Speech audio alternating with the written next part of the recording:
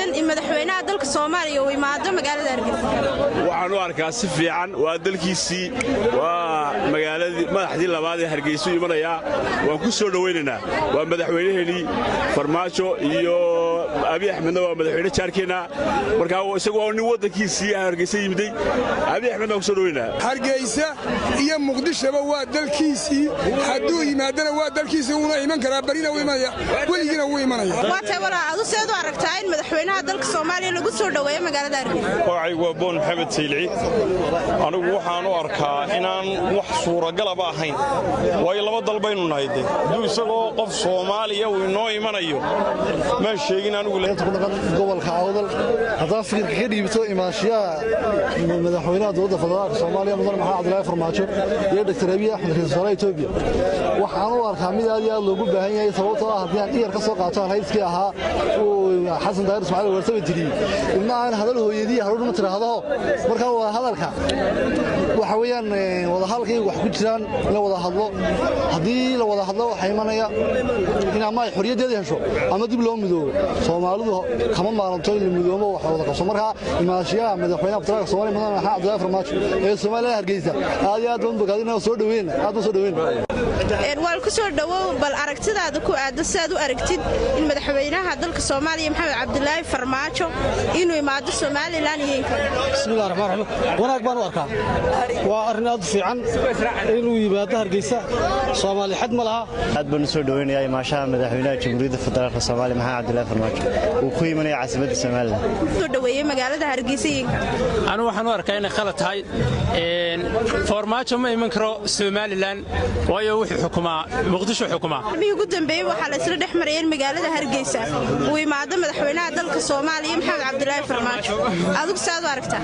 waan soo dhaweynaa madaxweynaha Soomaaliya Soomaaliya dhan buu madaxweyne u yahay waa madaxweynaha mustaqbalka Soomaaliyeed waan soo dhaweynaa waxaan u arkaa madaxweynaha Farmaajo waa wadan Soomaaliyeed dadkuna waa dad Soomaaliyeed madaxweynayaashuna waa wada Soomaali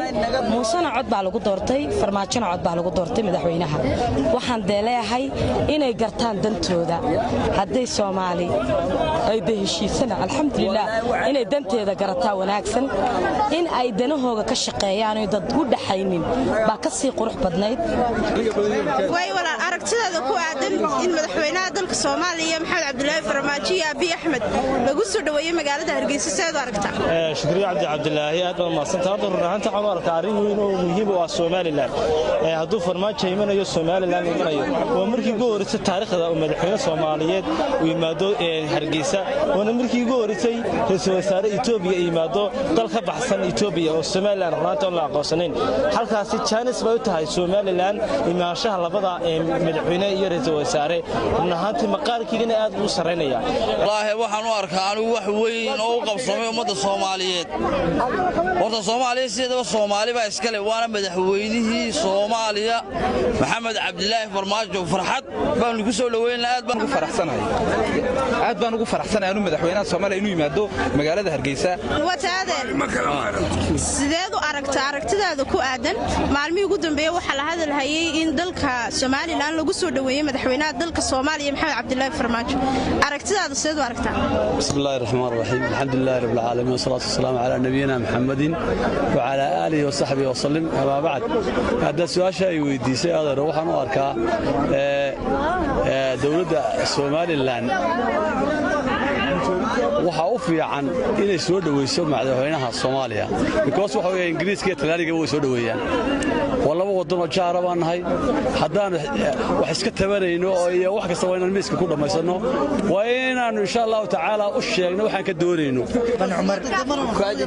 runtii hadaan dareenkii ama raayigayga aan waxa weeyaan cabiro soo dhaweynaa madaxweynaha Soomaaliya Maxamed Cabdullaahi Farmaajo inuu yimaado waxa weeyaan Hargeysa caasimadda Soomaaliland